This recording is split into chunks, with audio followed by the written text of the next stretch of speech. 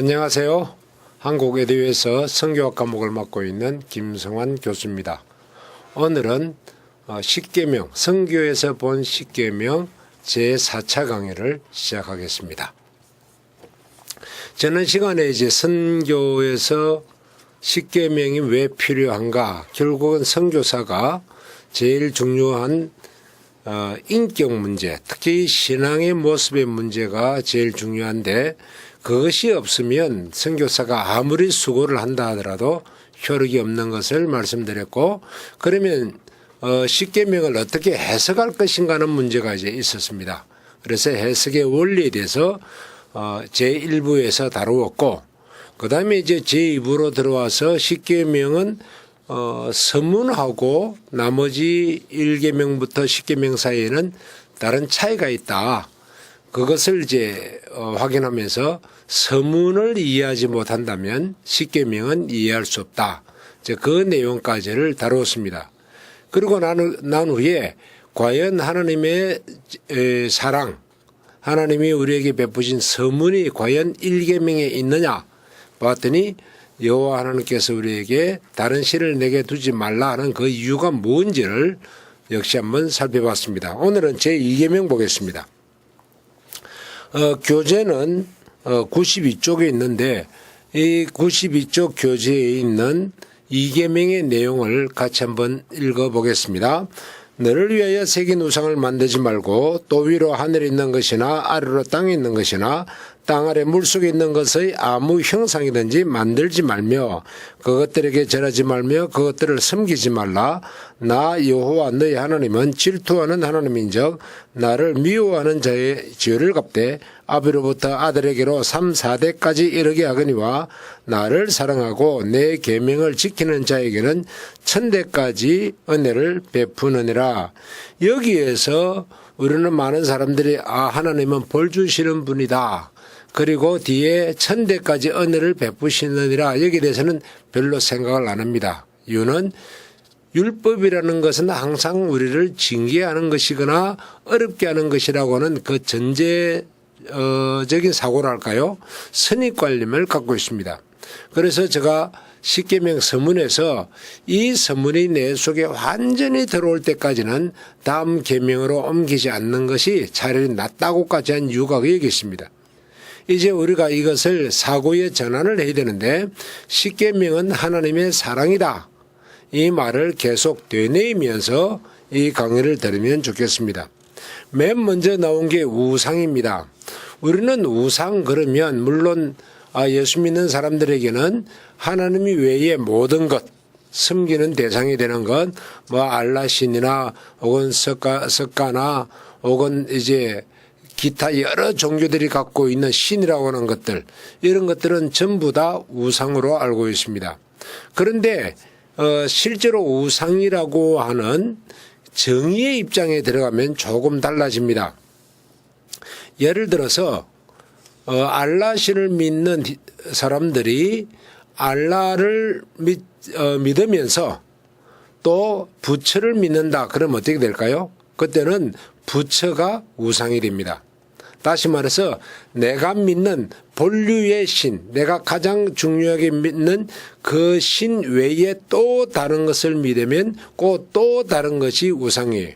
그런데 기독교인에게는 우리 여호와 하나님이 가장 중요하기 때문에 여호와 하나님 외에 또 다른 것을 믿으면 그것이 우상이에요. 그래서 우상의 본질적인 정의는 이제 여러분들이 그렇게 알고 넘어가면 좋겠습니다. 그 다음 페이지 이제 94쪽에 보면 왜 형상을 만들지 말라라고 했을까 하는 거예요. 형상을 만들면 처음에는 그 사람이 참 좋게 보이지만 나중에는 그 형상이 본질을 대신합니다. 그래서 내가 하나님을 사랑한다 그러놓고 하나님의 형상을 만들었습니다. 그러면 내가 예배당에 가서 예배하는 것을 우리가 목적으로 삼거나 내 개인적으로 내 마음속에 계신 성령과 함께 예배하는 것이 그게 본질적인데 그렇게 하질 않게 돼요. 그렇게 하질 않고 도리어 어떻게 하게 되죠? 도리어 이제는 내가 만든 신상 거기에다가 아예 완전히 자기 자신을 맡기게 돼요. 이것이 문제가 되는 거죠. 그래서 성경에서는 형상을 만들지 말라라고 이야기한다는 점이죠.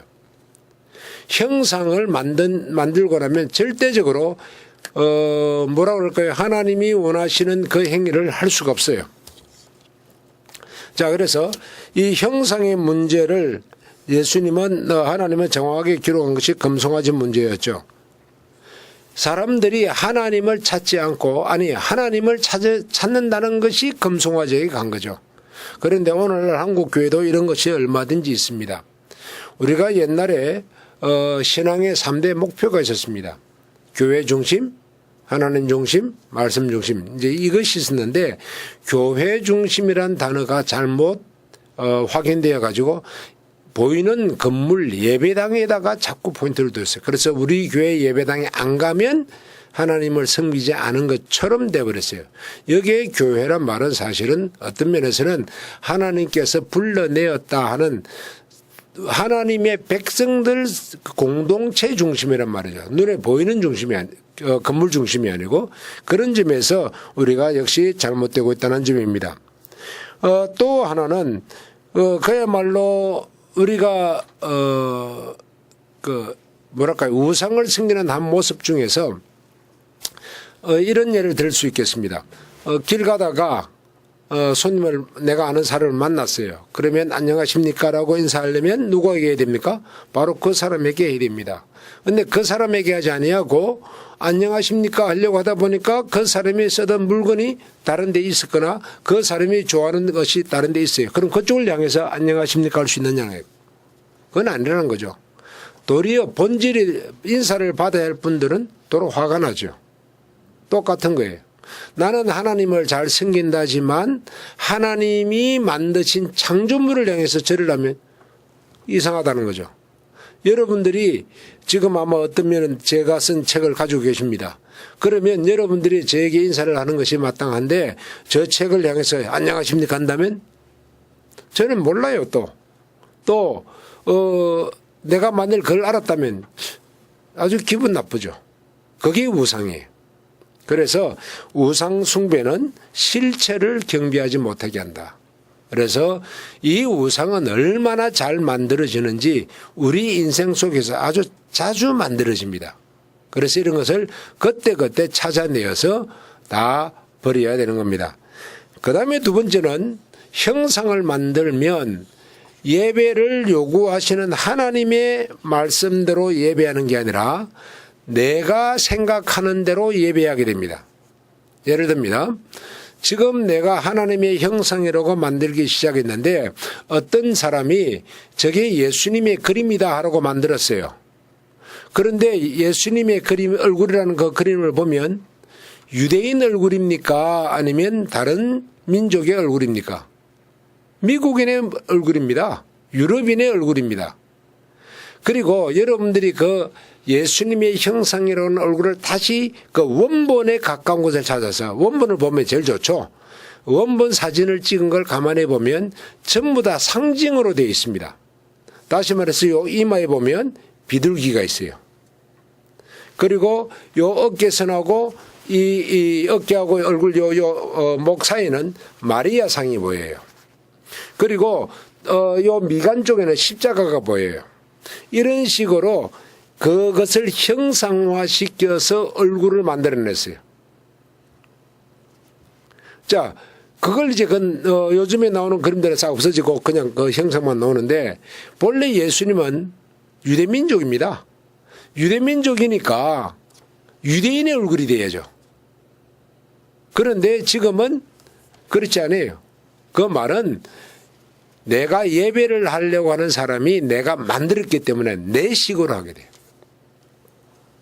여러분들이 예배를 내 식으로 드리기 시작하면, 즉 하나님이 원하시는 방법이 아닌 내 식으로 드리게 되면 그때부터는 하나님이 싫어하는 방법이 될 수 있습니다. 또 하나 예를 들겠습니다. 요즘 청바지 입고 목사님들도 예배 인도하더라. 그러니까 우리도 청바지 입고 예배당 간다 그래요. 거기에 대해서 역사적 유래를 살펴보면 또 다릅니다. 히피족들이 어떤 규율에서 벗어나서 사는 것을 좋아하는데 그들에게 전도하려니까 그들에게 접근하려니까 넥타이를 맨 사람은 받아주질 않았어요. 그러니까 넥타이를 풀고 갔어요.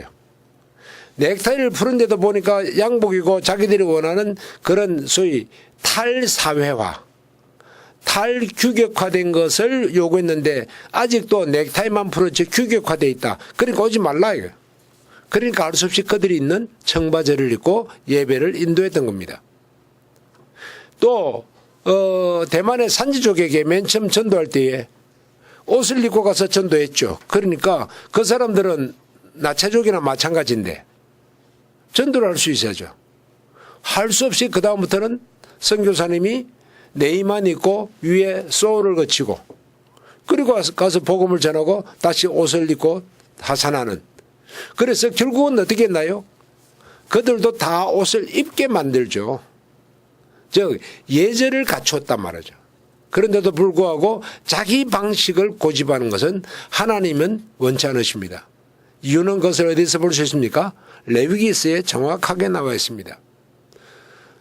다른 사람들은 예배를 드리는 사람들도 함부로 지성소는 못 들어오게 했고 지성소에 들어가거나 성소에 들어가는 제사장은 발에 끌리는 옷을 입을까지 머리부터 발까지 완전한 복장을 갖추어야만 들어갔습니다. 그런데도 불구하고 요즘은 그렇지 않은 시대다라고 하는 잘못된 사고관에서 내 방식으로 예배한다. 그러면서도 이상한 일이 있어요. 결혼식이나 아니면 대통령 만나러 가거나 아니면 뭐 고위장관 만나러 갈 때는 또 전부 다 정장하고 가요. 왜요? 그 사람이 원한다고. 하나님께 한번 여쭤보십시오. 그런 복장을 원하시는가? 성경에서는 그렇지 않다라고 분명하게 말하고 있습니다. 그래서 예배 시에는 정장을 하고 가는 겁니다. 왜? 예배를 드릴 때는 예배라는 말이 갖고 있는 의미가 있는데 그분은 존경을 받으실 분, 그 말이에요. 그분은 최고의 대우를 받으실 분, 그런 뜻이 되거든요. 그렇다면은 왕에게 드리는 거거든요. 왕 중에 왕, 최고의 왕에게 드리는데 어느 왕에게 예식을 안 갖추는 사람이 있던가요? 이거는 절대적으로 잘못된 겁니다. 오늘날 미국 교회로부터 시작해가지고 한국 교회로 넘어온 이런 잘못된 모습들은 다시 한 번 더 제고되어지고 선교지에서도 분명하게 그렇게 가르쳐야 될 줄 압니다. 세 번째는 97쪽에 보면 형상은 무한하신 하나님을 유한한 하나님으로 만듭니다. 자, 지금 나름대로 여러분들이 나는 선교에 대해서 알아. 나는 무엇을 할 수 있어라고 아무리 이야기한들 그야말로 학자를 따라갈 수 있으시겠습니까? 안 되죠. 여러분들이 어떤 기계에서 공장에서 일을 한다고 합시다. 나는 이 기계에 대해서 도사야. 하지만은 새로운 기계를 만들어내고 새로운 방식을 운영하는 사람 앞에는 한참 떨어집니다. 하나님은 그야말로 전지전능하신 분인데 감히 전지전능하시는 분보다 내가 낫다고 이야기하는 거예요. 내 방식이 낫다고 이야기하는 아주 교만한 자세입니다. 그러므로 내 방식을 따르라. 하나님은 그 모든 것을 다 이용해 살라지만 그거 아니고 내가 아는 수준까지만 나하고 놀자. 그러되면 하나님을 유한하신 하나님으로 만든다는 것입니다. 그래서 다른 것에는 절하지 말고 섬기지 말라라고 하는 겁니다. 절하지 말고 섬기지 말라는 말은 내 인생을 하나님께 다른 곳에 하나님 외에 다른 곳에 맡기지 말라는 것입니다. 세 번째로 질투하는 하나님입니다. 질투한다는 말은 뭘까요? 사랑한다는 말이죠. 사랑을 빼앗기고 싶지 않다. 내가 너희들의 사랑을 받고자 한다. 그 말만 된다면 이건 질투가 아니에요. 질투를 한다는 말은 내가 사랑하는데 너가 사랑 안 한다는 이야기예요. 그러니까 피차간의 사랑을 주고받아야 되는데 나는 사랑하는데 당신은 나를 사랑 안 한다? 그러면 뭐가 일어나죠? 부부싸움이 일어나죠. 마찬가지입니다. 질투하는 하나님이다. 참 하나님 폭이 좁다. 쏘가지가 왜 그래 적으냐. 그렇게 이야기하면 안 됩니다. 질투하는 하나님이라는 것은 나를 얼마나 사랑하시는지 독생자 예수 그리스도를 십자가에 죽기까지 사랑하셨을 뿐만 아니라 지금도 우리의 기도를 응답하시고 지금도 우리에게 말할 때 내 자녀라고 부르시는 하나님입니다. 그러니까 그 하나님께서 우리와 깊은 교제를 나누길 원하는데 마치 여러분들 정말 다정다감한 할아버지라고 생각하시면 됩니다. 할아버지가 이제 은퇴를 하셔가지고 재산도 좀 있고 건강하시고 그런데 손자가 탁 태어났어요. 근데 손자가 할아버지 싫대요. 그러면 어떻게 하면 좋죠? 할아버지는 사랑하려고 그렇게 하는데 손자는 싫다 그러고 그러면 할아버지는 속이 상하죠. 할아버지는 그 손자에 대한 사랑이 절절히 있는 거예요. 보통 보면 할아버지들이 애 키운다고 고생해놓고 자기 자식 키운다고 고생해놓고 또 손자 손녀 보면 그냥 어쩔 줄 모르는 모습 보거든요. 이게 하나님의 모습이라는 거죠. 질투한다는 말이 그 말이에요. 나는 너에게 끊임없이 너가 바라는 것보다 더 많은 사랑을 줄 텐데 너는 왜 나를 그렇게 안 하느냐. 그런데 여기에 초점을 안 두고 어디다 초점을 두는가 하면 나를 미워하는 자의 죄를 갚되 3대까지 이르게 하고 3, 4대까지 이르게 한다. 와 하나님 너무하시다. 죄를 갚는다. 이렇게 이야기를 하고 나니까 뒤에 1000대까지 은혜를 베푸시는 이런 말씀은 안 들어와버려요. 하나님께서 어떻게 했든지 내 사랑을 받아라. 내가 주는 사랑을 좀 제대로 깨달아라. 이런 것을 가장 잘 쓴 것이 있다면 아마 여러분들 셰익스피어 작품 중에 리어 왕이겠죠.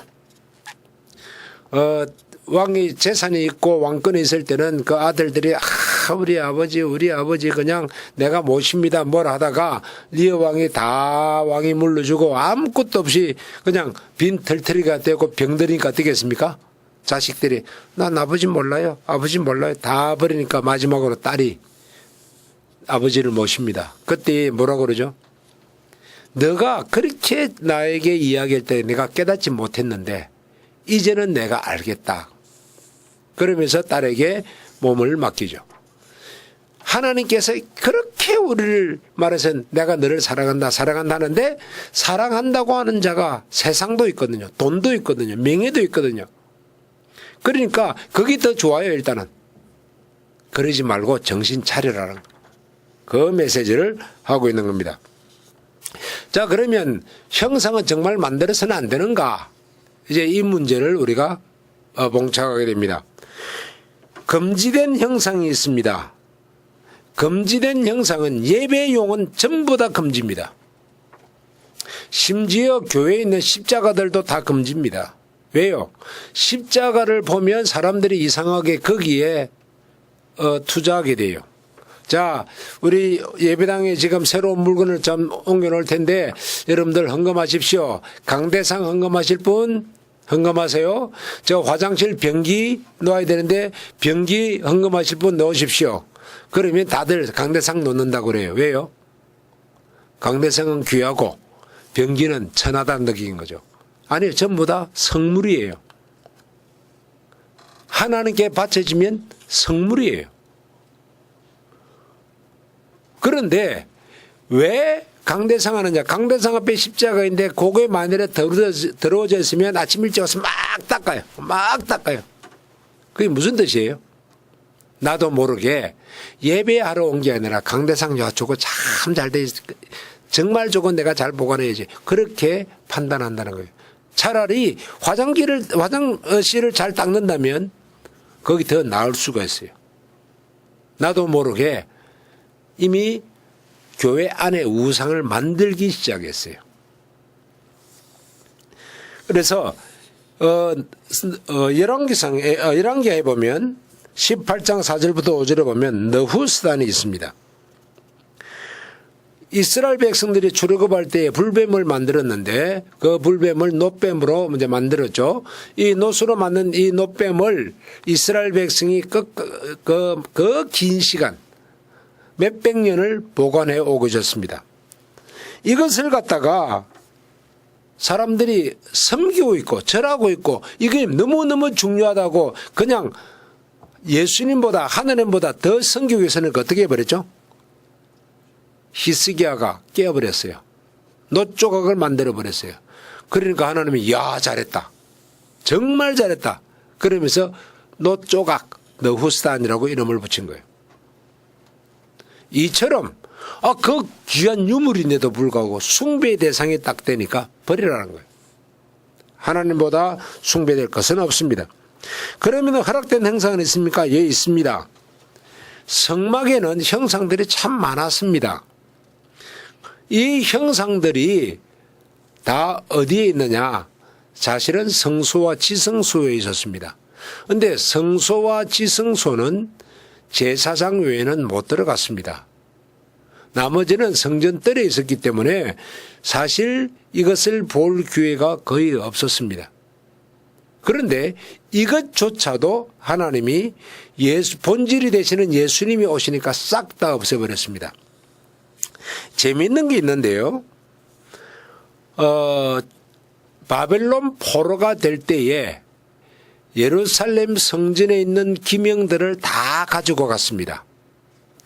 다 가지고 갔다면 분명히 지성소에 있던 법궤도 가져갔을 거라고 추정합니다. 그런데 고레스 왕이 이제 이스라엘 백성에게 희년을 선포하고 돌아가라. 다 해방을 해줬습니다. 그래서 다 돌아올 때에 그 창고에 있던 여러 기명들을 다 가져왔는데 무엇은 없어요? 법궤는 없어요. 법궤가 없다는 말은 하나님이 없애버렸다는 거예요. 숭배의 대상이 될 수 있는 것은 아무리 귀한 것이라도 없애버립니다. 하나님 스스로 없애버렸어요. 그러므로 성막이 있을 동안은 하나님이 허락하신 형상이 있었으나 지금은 그 허락한 형상조차도 없다는 사실이에요. 이제는 신약 시대에서는 그것조차도 만들어서는 안 됩니다.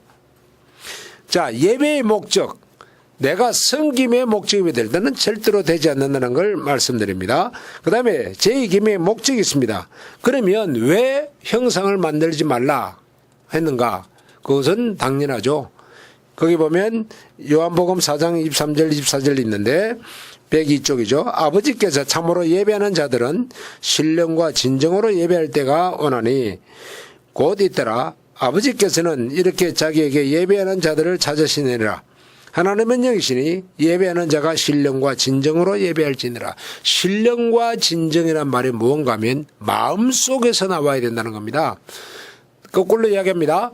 밖에서 보고 내가 감정의 이입을 받아서 내 마음이 동해서 다시 밖으로 나가는 예배가 아닙니다.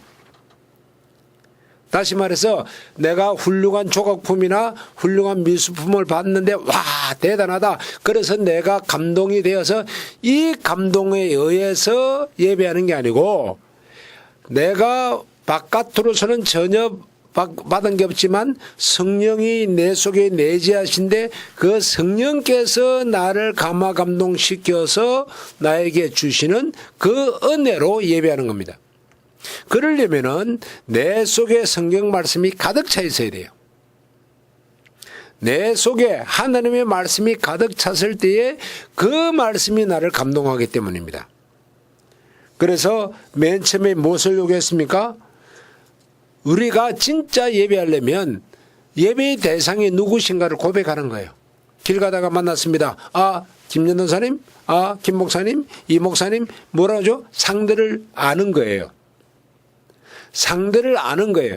내 하나님이라는 것을 내가 입으로 고백하는 거예요. 그 다음에 두 번째는 그분이 전에 이런 말씀하셨죠? 라고 말하는 것처럼 저번 그 대화가 참 좋았습니다. 그 설교가 너무 은혜로웠습니다. 그렇게 이야기하듯이 하나님의 말씀이 나에게서 나오게 하라는 거예요. 그러려면 하나님의 말씀을 내가 암기하고 있어야죠. 내가 기억하고 있어야죠. 그렇기 때문에 신명기 4장 12절에서 분명히 말하고 있습니다. 여호와께서 화염 중에서 너에게 말씀하시되 음성뿐이므로 너희가 그 말소리만 듣고 형상은 보지 못하였느니라. 내가 형상을 안 보여주고 내 말만, 내 목소리만 들었게 했는데 어떻게 해서 너희들은 더 신앙생활 잘 하겠다고 이것저것 다 만들고 있느냐. 그러지 말라는 겁니다. 그래서 신상은 제조하지 못하게 했습니다. 그 부정적인 방법으로서는 만일에 신상을 만들면 내가 죽이겠다. 그렇게 했는가 하면 이제는 적극적인 방법이 있습니다. 적극적인 방법으로는 아말렉을 기억하라 그럽니다. 이 아말렉을 기억하라 말은 이스라엘 백성을 괴롭힌 것들은 내가 다 제거했다. 하나님을 섬기지 못하게 하는 것들은 내가 다 제거한다. 그래서 이러한 잘못된 것들은 전부 다 적극적으로 제거하라고 지시하신다는 거죠. 그러면 우리는 어떻게 예배할까요? 그 예배의 원칙이 있는데 하나님이 정하신 시간에 정하신 장소에서 예배할 것을 요구합니다. 그것이 뭐예요? 천지 창조 때에 범죄하기 이전에 이미 안식일을 만들어 주셨어요. 하나님이 정하신 시간이 있고 정하신 공간이 있고 정하신 방법이 있습니다. 교제입니다. 하나님과 교제. 하나님이 누구신가를 아는 겁니다. 어떤 아이가 이제 헌금을 다 끝나니까 엄마 집에 가자. 헌금했잖아. 또 어떤 아이는 축도 끝났다. 와 끝났다. 그것이 하나의 형식으로 되면 안 되죠. 하나님이 원하시는 본질을 찾아내야 되는데 메시지에는 관심이 없다. 또 설교조차도 교회의 유익을 위해서 하는 것이, 유익을 위해서, 다시 말해서 건축하면 건축합시다. 그 설교를 내버려요. 그건 아니죠. 설교는 반드시 주 예수는 그리스도다라고 하는 그 메시지가 빠지면 안 되죠. 그리고 우리는 그리스도인으로서 어떻게 살아야 할 것인가를 말하는 거죠. 그 속에서 삶의 형태가 나와야 됩니다. 그런데 그런 것을 가르치지 않으면 어떻게 될까요? 마치 본질은 전달하지 못하고 본질 외 것을 전달하고 끝나는 것입니다. 그러므로 예배는 하나님이 원하시는 것을 예배해야 되는데 지금 106쪽에 아주 도표가 하나 들어 있습니다. 106쪽에 표가 있는데 임금 사울 왕에 대한 이야기입니다. 하나님은 사울을 왕으로 세우셨는데 과연 그가 예배를 제대로 드렸을까요? 아니에요. 그가 폐위가 된 이유는 예배를 드리지 않아서 폐위가 됩니다. 형식적 예배가 아닙니다. 마음에서 나오는 예배를 안 드렸다는 겁니다. 첫째 봅시다. 이 사울은 세 번의 전쟁을 하는데 1차 전쟁은 사무엘상 11장에 나옵니다. 암몬 족속의 나하스와 전쟁하게 됐는데 이때 전투인을 보세요. 이스라엘이 30만입니다. 유다가 3만입니다. 어마어마한 숫자입니다. 지금 우리나라 군대가 지금 60만이 안 되거든요. 이제는 아마 이제 앞으로 45만까지 줄어들 겁니다. 이유는 군대 편성이 이제 그 현대화된다 해가지고 줄어드는 거로 이야기가 나옵니다. 그걸 실제로 또 그 복무도 우리 옛날에는 36개월 했는데 이제는 20개월에서 18개월로 지금 내려간다고 하기도 하고 지금 20개월로 하고 있습니다. 자, 이렇게 군 복무도 줄어들고 그런데도 불구하고 우리가 지금 55만 60만 그렇게 대군이라 이야기합니다. 지금 몇만 명인데요. 5천만 명에 30만입니다. 이 당시는요. 200~300만 밖에 안 되는데 사실은 전투 인원이 30만, 33만이라면 굉장한 겁니다. 거기에다가 이 굉장한 인원하고 이제 전쟁을 하는데 야베스 사람들이 와친을 하려지만 거부를 당하니까 이제 결국 와서 사울이 칩니다. 암몬 사람을 쳐서 승리를 했습니다. 승리하고 나니까 아이고 이건 내 승리가 아니에요. 이건 하나님이 승리하신 거예요. 마구의 뒤에 숨어가지고 어디 있느냐 찾으니까 저기 있습니다. 데려와서 왕위를 씌워줍니다. 이때는 하나님이 겸손한 자의 예배하는 모습에서 왕위가 등극이 됩니다. 그런데 2차 전쟁 봅니다. 2차 전쟁을 보니까 여기에서 보면 블레셋하고 전쟁하는데 분명히 사무엘이 와서 예배 인도하고 이제 전쟁에 나가거려 됐는데 안 와요. 그런데 문제는 블레셋은 이번에 인원이 병거가 3만입니다. 이 병거란 말은 뭔가 하면 전차대입니다. 탱크 부대가 3만이란 말입니다. 지금 말하면 마병이 6천입니다. 거의 탱크 부대와 마찬가지입니다. 이것도. 자, 이런 엄청난데 자기는 600명만 남았어요. 그러니까 마음이 급해졌어요. 하느님 예배 드립니다. 그런데 왜 예배 드렸는데 안 받을까요? 형식적이죠. 전쟁 가려면 예배하고 나가야 된다. 그러니까 형식적으로 예배해요. 참 요즘 이런 예배 많습니다. 교회에서도 한해 빠졌습니다. 자, 오늘 회의할 텐데 우리 잠깐 예배해야죠. 자, 성경 한 절만 딱 읽고 야 기도하고 마칩니다 하고 끝내버립니다. 그게 예배라는 거예요. 과연 그게 예배일까요? 어떤 게 본질이냐는 거예요. 차라리 안 드리고 기도만 하고 시작하지. 그야말로 잘못된 모습들을 많이 볼 수 있습니다. 그랬는데 그의 아들 요나단이 나서가지고 전쟁에 이겼습니다. 그리고 이기고 나니까 뭐라고 그래요? 야 블레셋 다 잡아라 그런 거예요. 블레셋 다 잡아라. 그리고 너희들 먹지도 말라.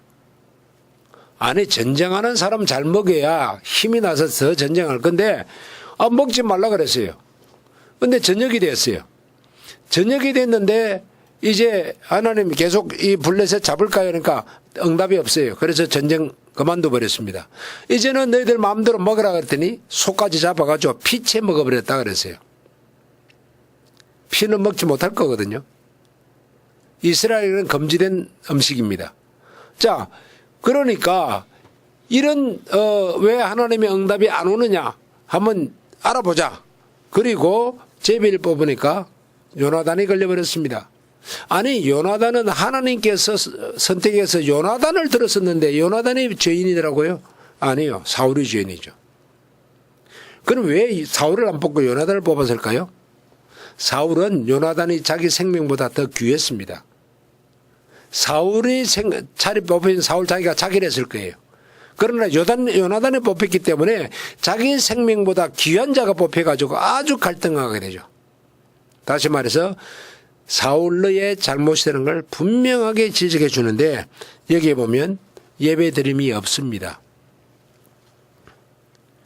여기 보면 제1차 전쟁도 제2차 전쟁도 끝난 다음에 이건 하나님 덕분에 이겼다 그 말이 없어요. 예배가 없단 말이에요. 신실한 예배가 없어요.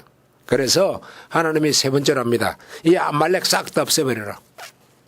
그 대신에 내가 승리를 분명하게 보장할게. 그러면 승리가 보장되었습니다. 아말렉을 다 죽일 수 있습니다. 단 조건이 있습니다. 동물은 싹 다 죽이라. 숨쉬는 것들은 싹 다 죽이라 그랬습니다. 그런데 나중에는 아주 귀한 동물들을 남겨뒀습니다. 왜 그럽니까? 핑계가 있습니다. 예배하려고요. 말씀 듣는 것이 정말 예배보다 낫다고 이야기하시는데 말씀을 듣지 않고 자기 방식이 낫다고 하는 것은 틀렸다고 말해요. 여러분들은 이 부분을 꼭 기억하셔야 됩니다. 내 방식이 아무리 좋게 여겨지더라도 하나님의 방식이 더 좋은 겁니다. 이 너무너무 귀한 것, 요거 내가 살려서 요거 하나님께 드리면 하나님 얼마나 좋아하겠나. 아니, 다 없애라고 그랬는데. 그렇기 때문에 자기 중심의 예배를 드리면 안 된다는 것을 이 사울 임금의 역사 속에서 아주 잘 볼 수 있습니다. 이 세 번의 테스트에서 낙방하기 때문에 사울은 왕위가 더 이상 왕위를 유지하지 못하고 폐위가 되죠. 그것을 그림으로 한번 그려봤습니다. 108쪽입니다. 아담과 하와가 타락한 이유가 뭡니까? 자기 욕심이에요. 하나님 말씀대로 안 따른 거예요. 내 방식을 택한 거예요. 그러니까 타락하는 거예요. 그 자체가 죄예요. 타락하고 나니까 이제는 어떤 방법을 택하는가 하면 하나님께 가고 싶어 가지고 하나님 어떻게 하나님께 갈까요? 가지고 있는 거 배운 것이라고는 자기 방식을 사용하는 거예요. 그러니까 자기 방식이 뭔가 하면 형상화예요. 이 형상화를 계속 만들어서 나는 이게 하나님의 형상이라 보니까 하나님 내가 이거 보면서 감사합니다. 저 시카고에 있는 권사님이 한 분 계신데 자기 딸 시집 보내려고 양옆에도 양백에다가 예수님 초상화라는 걸 걸어놓고 탁 들어서 예수님 딸 시집 안 보내줄 거예요? 딱 이러고 예수님 내 딸 시집 안 보내줄 거예요? 그래 와다고 보내줍니까? 중매는 제가 섰는데 안 되죠. 하나님의 형상을 만들기 시작하면 자기 방식이에요. 절대로 허락하지 않습니다. 그러면 마귀는 어떻게 하느냐? 마귀는 너무 머리가 좋아요. 그래 형상 만들어라. 잘한다. 하나님께 예배 안 하죠. 뿐만 아니라 형상을 만들게 하는 대신에 성경은 다 없애라. 성경은 읽지 마라. 성경은 없애라. 그래서 기독교 박멸 정책의 제1호 성경 제거할 것. 그리고 화상이나 우상이나 이런 소위 예술품이라는 이름 하에 형상에 집중하게 할 것. 그래서 일자 무식군을 만들어버립니다. 기독교인을 무식한 기독교인으로 만들어냅니다. 그런데 하나님은 어떻게 했습니까? 그 많은 역사, 핍박의 역사 속에서 그렇게 성경을 박멸했는데 성경을 끝까지 유지해서 이제는 온 세계 언어로 번역까지 시켜서 보게 하고 있습니다. 이것이 전도의 방법입니다. 제가 그 어떤 서류를, 그 문서를 찾아내지는 못하였습니다만은 한 문서를 봤는데 인도네시아에 한 선교사가 가가지고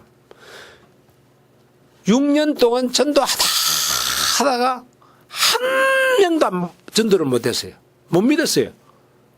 예수 믿는 사람이 없으니까 포기를 해버렸습니다. 하나님, 저는 자격이 없는갑습니다.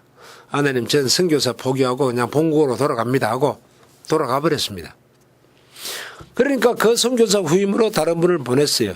근데 그 후임은 오자마자 그 말 전체를 다 예수 믿게 해버렸어요. 그러니까 이 후임으로 온 선교사가 고민에 빠진 겁니다. 분명히 자기가 한 일은 없는데 어떻게 해서 이 마을 전체가 다 예수 믿었냐. 그래서 연구를 시작했습니다. 연구했더니 전임 선교사의 공로였습니다. 전임 선교사가 끊임없이 성경을 번역해 가지고 성경을 가르친 거예요. 그리고 성경을 읽도록 글자를 가르쳐 준 거예요. 그것이 결실을 7년째 맺은 거예요. 그래서 먼저 들어갈 것이 있다. 뭐가 먼저 들어가야 되느냐? 선교사가 먼저 못 들어가도 좋다. 성경이 먼저 들어가게 해라. 그게 럼브란트가 말하는 복음의 밀수꾼 아닙니까? 그 정도로 하나님은 말씀에 아주 중요시하고 있는데 그렇지 않다는 거죠. 그 다음에 예배의 장소 문제를 갖고 논했습니다. 우리는 이곳에서 예배한다, 저곳에서 예배한다, 사마리아 사람과의 논쟁이 있었습니다. 그런데 하나님은 이상한 것이 하나 있는데 산당에서 예배했다는 문제는 꼭 짚고 넘어가요. 반드시 짚고 넘어가요. 솔로몬이 그렇게 1000번제를 드리고 좋았다 하더라도 산당에서 했다. 뭐가 잘못됐습니까? 소 1000마리를 한꺼번에 잡는데 1000번제란 말이 뭔가 하면 매일 한 마리씩 1000마리를 잡는 게 아니라 하루에 1000마리를 다 잡는 겁니다. 그걸 갖다가 잘못해가지고 여러분들 1000번제 드리십시오. 그래서 그냥 3년 6개월 정도를 계속 교회에 나와서 기도합시다. 그거 1000번제 아니에요. 잘못된 해석이에요. 1000번제라는 말은 동시에 1000마리를 잡아야 되는데 예루살렘에 있는 성전은 조그만해가지고 거기 뭐 기껏해봐야 200평이지 300평밖에 안 되는 거니까 거기서 소 1000마리 더 집어넣고 제사를 드려요. 그러니까 좁아서 안 된다. 내 방식대로 하자. 저 산당에 가면 얼마나 넓냐. 거기서 잡자. 그래서 잡은 거예요. 그러니까 하나님이 예배하는 것은 내가 받아주겠는데 산당의 생각은 내가 마음에 안 든다. 그래서 성경에 보면 그 여러분들 각주 92연에 제가 다 달아놨는데 산당에서 행거는 다 마음에 안 든다고 기록하셨어요. 그러니까 산당을 제하지 아니한 왕들, 아마시아 왕들, 우시아 왕, 요담 왕 다 산당 제하지 않았다. 그런데 하나님이 다 기분 좋은 왕이 있다. 거기 보면 히스기야 봐라. 산당 딱 제하지 않았느냐. 요시야 봐라. 산당 딱 제하지 않았느냐. 하나님이 원하시는 장소가 있어요. 거기는 정결한 장소입니다. 그래서 성막 제도를 주셨어요. 훈련 방법으로. 딴 데 가서 예배하지 마라. 성막이 뭐예요? 하나님의 방식으로 다 지어야 되는데 얼마나 오래 걸린 줄 아십니까? 7개월이 걸립니다. 이거 짓는데. 금액으로 따지면 약 14조가 들어간 겁니다.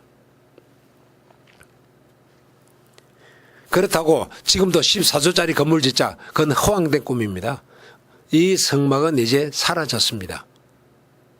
하나님이 제거시키고 예수 그리스도가 대신 오셨기 때문입니다.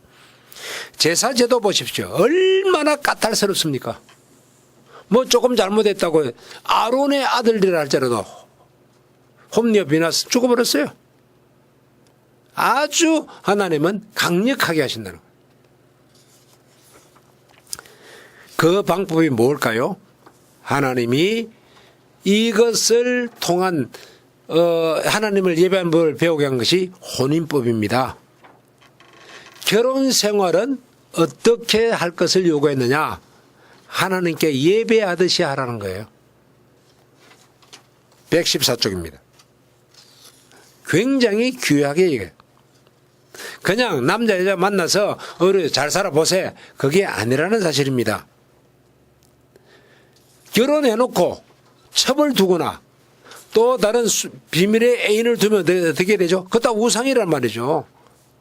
본 배우자 외에는 다 우상이란 말이에요. 그건 범죄 행위라는 거예요. 그래서 이 결혼법은 하나님과의 우리의 삶을 결혼으로 많이 비유합니다. 실제로 신학생들에게 숙제를 줬는데 소선지서, 대선지서를 조사할 때에 성경 구절에 총 몇 프로가 계명별로 구성되었는가 조사해 보라 그랬어요. 그랬더니 2계명과 7계명이 제일 많았어요. 약 70%를 차지했어요. 왜 그럴까요? 혼인, 하나님을 섬기는 것, 이 우상과 똑같은 개념으로 들고 있어요. 그래서 자기 배우자 이외의 배우자가 있으면 다 우상입니다. 이렇게 우리의 삶 속에서 드러내는 것을 볼 수 있습니다. 그러면 오늘날의 우상은 무엇일까요? 하나님, 우상이란 것은요, 우리가 믿는 하나님 외에 다른 신들입니다. 예, 정답입니다. 그러나 이제는 마귀가 그 정도 가지고 우리를 유혹하지 않습니다. 하나님을 섬기는데 내 방법이에요. 하나님을 섬기는 것을 내 방법으로 섬기는 것, 이게 우상이에요.